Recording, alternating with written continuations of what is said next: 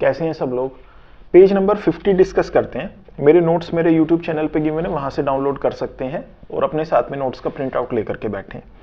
Page number 50 पे हम start कर रहे हैं सिंपल हार्मोनिक मोशन के साथ। The very first topic is restoring force in simple harmonic motion, और उसके बाद सिंपल हार्मोनिक मोशन एसएचएम की इक्वेशन डिस्कस की है, और उसके बाद में एसएचएम में वेलोसिटी ऑब्टेन करने के एक्सप्रेशन की बात हुई है। तो इसमें एसएचएम की बात हो रही है। तो सबसे पहले एसएचएम का कॉन्सेप्ट मैं आपको बताऊं। सिंपल हार्मोनिक मोशन को एसएचएम कहते हैं शॉर्ट में।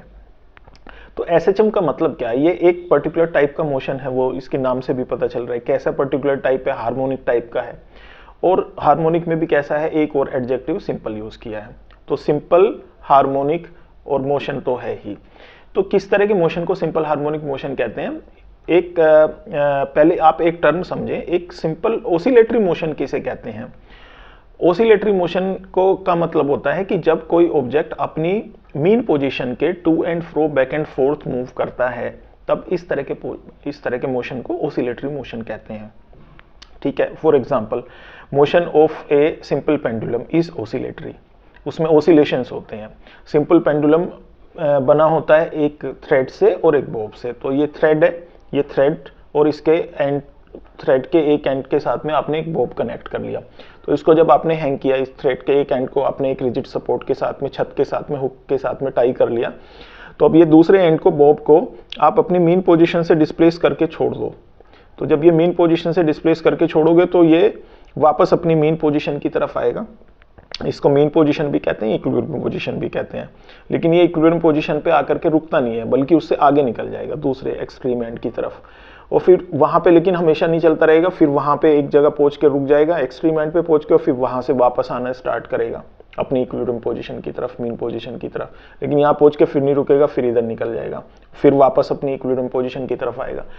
तो हमने इस पूरी एक्टिविटी में ये देखा कि ये हर बार अपनी इक्विलिब्रियम पोजीशन से अवे चला जाता है, लेकिन वापस लौट करके इक्विलिब्रियम पोजीशन की तरफ आता है।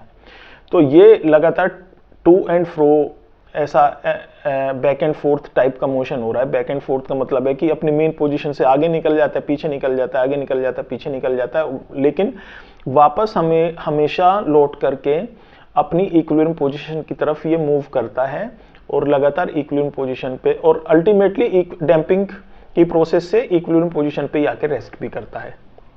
तो डिसिपिएटिंग फोर्सेस होती हैं, फ्रिक्शन फोर्सेस वगैरह वगैरह, तो विस्कस फोर्सेस। ये अगर फोर्सेस ना हो प्रेजेंट, तो डिसिपिएशन नहीं हो, तो ये अपनी इक्विलिब्रियम पोजीशन पे नहीं आएगा, और इस तरह के जो ओसिलेटरी मोशन है it will continue for ever.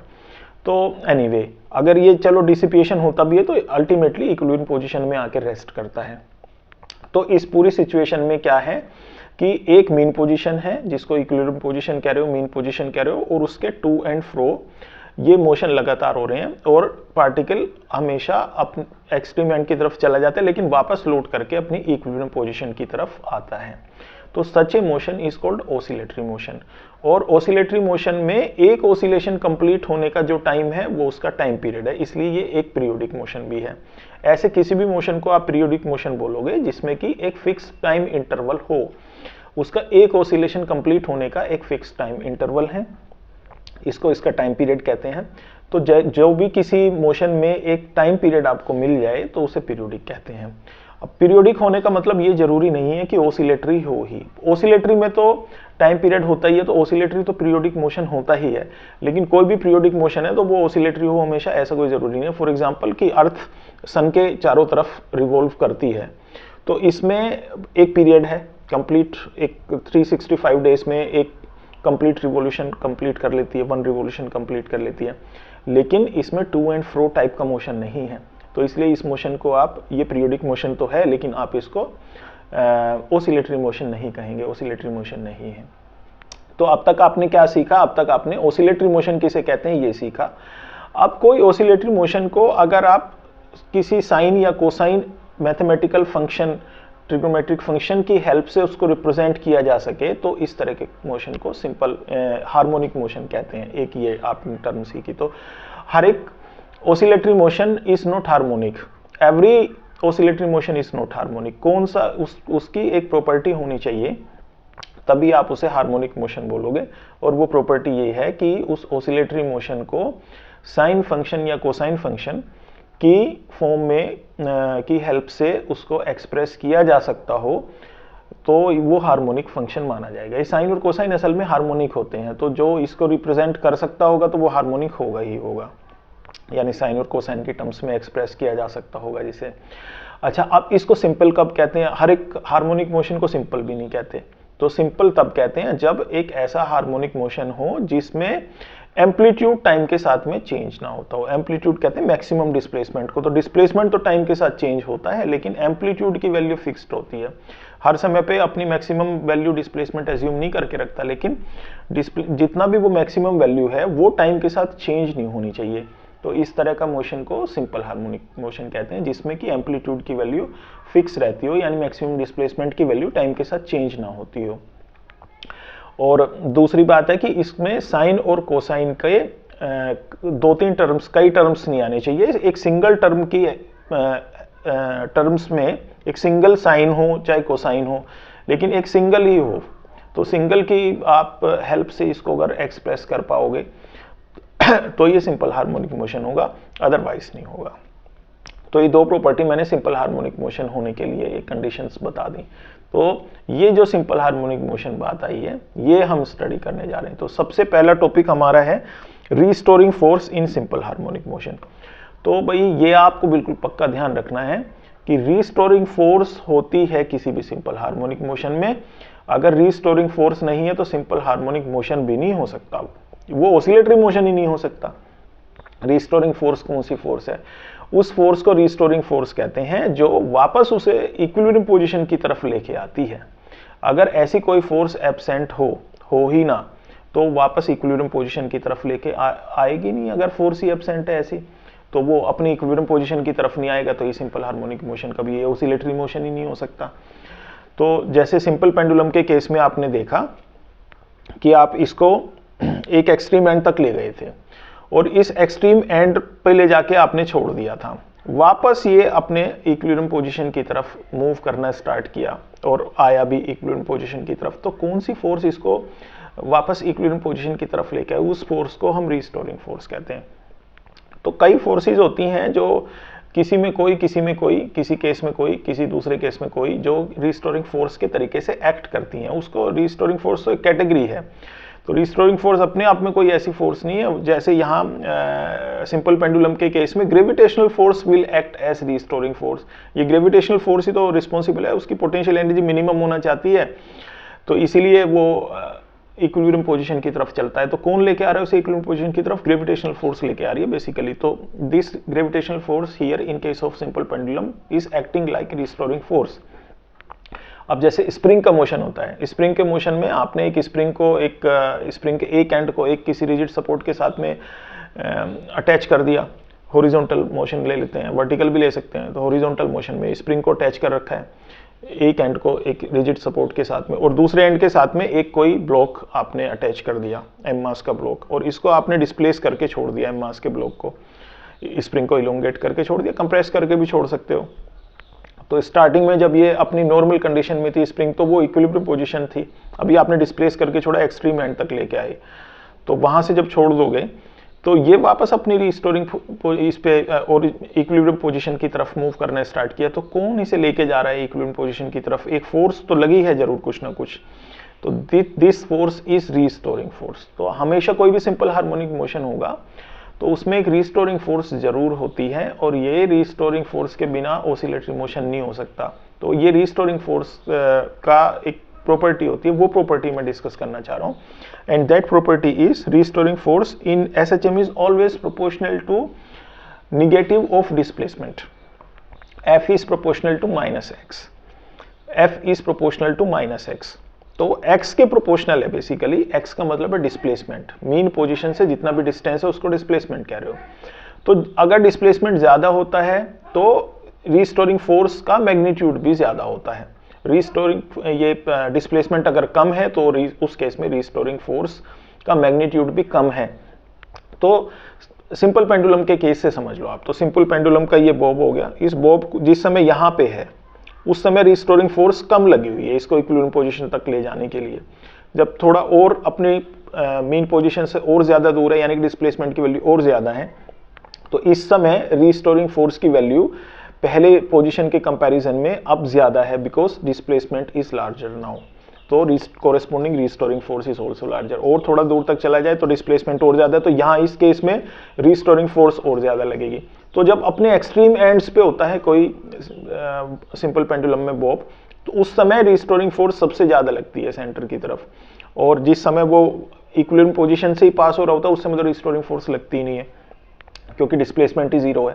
तो रिस्टोरिंग फोर्स लगनी भी नहीं चाहिए उस केस में, क्योंकि रिस्टोरिंग फोर्स का काम है उसे अपनी इक्विलिब्रियम पोजीशन तक लेके आना। अब वो ऑलरेडी इक्विलिब्रियम पोजीशन पे ही है, उस वहीं से होकर के पास हो रहा है, तो उस समय रिस्टोरिंग फोर्स लग के करेगी क्या? उसका जो पर्पस था उसे इक्विलिब्रियम पोजीशन पे लेके आने का, वो पर्पस वहाँ पे ऑब्जेक्टिव है ही नहीं, वो ऑलरेडी इक्विलिब्रियम पोजीशन से ही पास हो रहा है।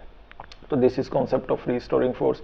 और आप इसमें एक चीज और ऑब्जर्व कर पा रहे हैं कि ये जो फोर्स की डायरेक्शन है वो डिस्प्लेसमेंट की डायरेक्शन के जस्ट अपोजिट है। That is why it is restoring force is negative of displacement, तो वो -x के प्रोपोर्शनल है।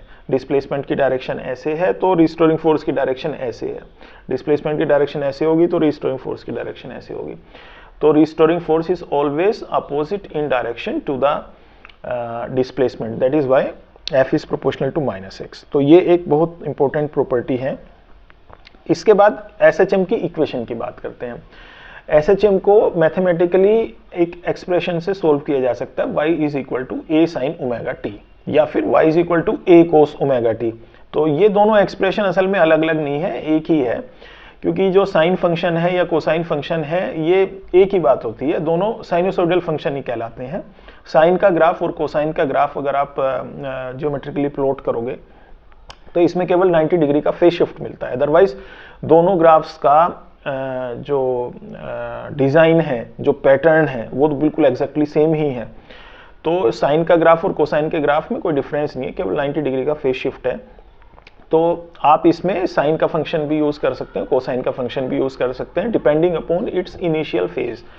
तो अकॉर्डिंगली हमें कौन सा यूज़ करना है, या तो इक्वेशन गिवन ही होती है कि साइन की इक्वेशन गिवन ही है, तो उसमें तो हमें कुछ ये डिसाइड करने का कोई स्कोप ही नहीं बचता कि आपको साइन यूज़ करना है या कोसाइन यूज़ करना है। लेकिन अगर डिसाइड करना पड़े तो आप ये जज कर लेंगे कि इनिशियली उसका इनिशियल फेज कितना है, और अकॉर्डिंगली आप साइन या कोसाइन के एक्सप्रेशन से उसको रिप्रेजेंट करेंगे।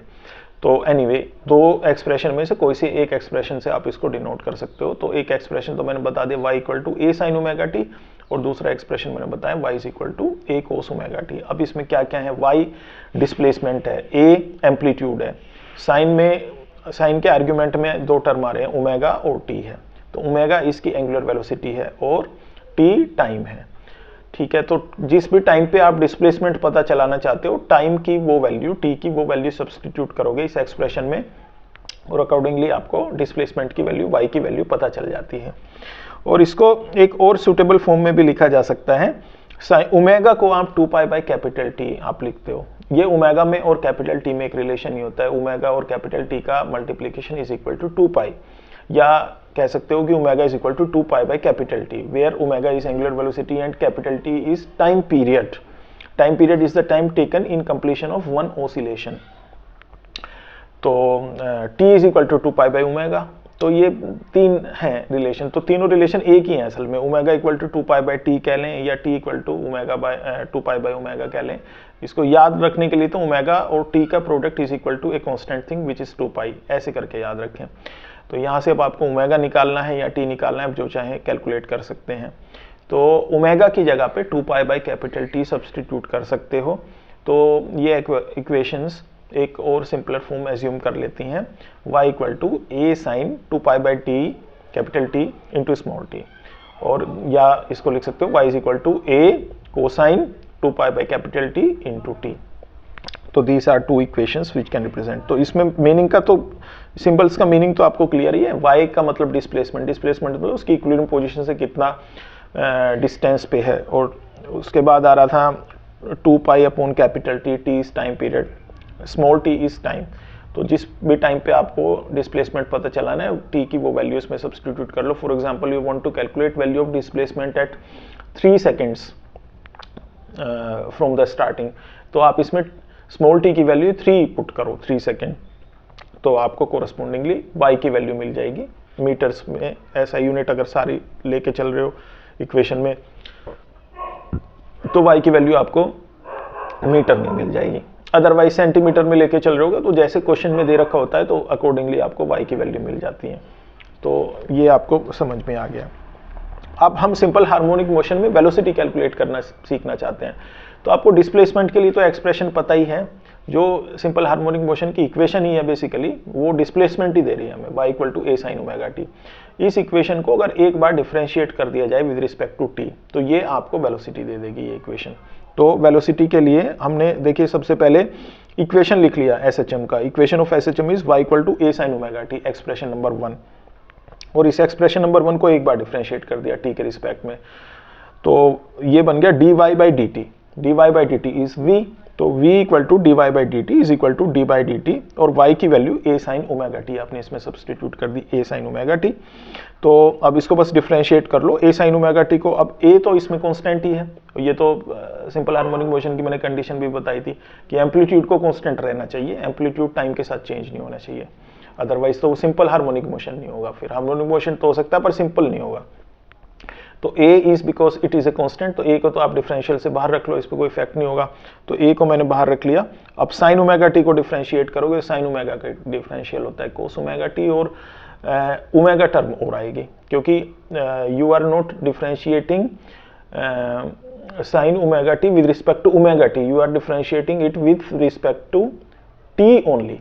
तो पहले क्या करते हो, साइन ओमेगा टी को ओमेगा की टी के साइन ओमेगा टी को ओमेगा टी के रिस्पेक्ट में डिफरेंशिएट करोगे, और फिर ओमेगा टी को टी के रिस्पेक्ट में डिफरेंशिएट करोगे। ये चेन रूल आपको इसमें यूज करना पड़ेगा। तो जब साइन ओमेगा टी को आपने ओमेगा टी के रिस्पेक्ट में डिफरेंशिएट किया तो you get cos omega T, और फिर जब ओमेगा टी को टी के रिस्पेक्ट में डिफरेंशिएट किया तो यू गेट ओमेगा ऑल्सो। तो आपको एक्सप्रेशन मिल गया v equal to a omega cos omega T. तो ये एक्सप्रेशन याद रख लेंगे, वेलोसिटी का एक्सप्रेशन है, लेकिन इसको एक और सिंपल फॉर्म में भी आप लिख सकते हो। और वो लिखने के लिए ये जो कोस ओमेगा टी है इसको trigonometric identity sine square theta plus cos square theta equal to 1 की हेल्प से under root 1 minus cos square omega T लिख सकते हो। तो वही मैंने लिखा 1 minus sine square omega T, क्योंकि कोस लिखना है ना, तो 1 minus sine square omega T होगा। तो एक लास्ट एक्सप्रेशन आपको मिला है y equal to a omega under root 1 minus sine square omega T. अब इसमें एक काम कर सकते हैं, ये जो sine square omega T term आ रही है इसको a स्क्वायर से मल्टीप्लाई a स्क्वायर से डिवाइड, न्यूमरेटर में a स्क्वायर आ गया, डिनोमिनेटर में a स्क्वायर आ गया, इसका ट्रीटमेंट कर लेंगे मैनिपुलेशन। तो ऐसा करने से ये जो a square sine square omega T है ये y स्क्वायर फॉर्म अज्यूम कर लेगा, because y has been given a sine omega T, वो उसकी इक्वेशन ही है। तो यहाँ साइन स्क्वायर ओमेगा टी के साथ में a स्क्वायर का मल्टीप्लिकेशन कर रखा है, तो it has become a square sine square omega T. तो ये y का स्क्वायर बन गया, और इसके डिनोमिनेटर में a स्क्वायर है ही, तो उसको सिंप्लीफाई कर लोगे। a स्क्वायर बाहर आकर के स्क्वायर रूट से बाहर आकर के न्यूमरेटर में ऑलरेडी a ओमेगा लिखा हुआ था, उसको a को कैंसिल कर देगा। तो a स्क्वायर जब अंडर रूट से बाहर आएगा तो पहली बात तो वो a बन जाएगा, और बाहर में जो ऑलरेडी a ओमेगा के साथ का a है उससे वो कैंसिल आउट हो जाएगा। तो ये जो एक्सप्रेशन आपको मिलेगा v equal to omega under root a square minus y square, ये एक्सप्रेशन बचेगा। तो ये एक्सप्रेशन भी यूजफुल है न्यूमेरिकल सोल्व करने में, इस एक्सप्रेशन को भी ध्यान रख लेंगे। तो वेलोसिटी के लिए मैंने आपको दो एक्सप्रेशन बता दिए हैं। सबसे पहला एक्सप्रेशन है y equal to a omega cos omega T, और दूसरा एक्सप्रेशन ये है v equal to omega under root a square minus y square. तो ये दोनों एक्सप्रेशन आप ध्यान रखेंगे। चलिए इस पेज में इतना ही है, नेक्स्ट टॉपिक के साथ में नेक्स्ट पेज में कंटिन्यू करेंगे।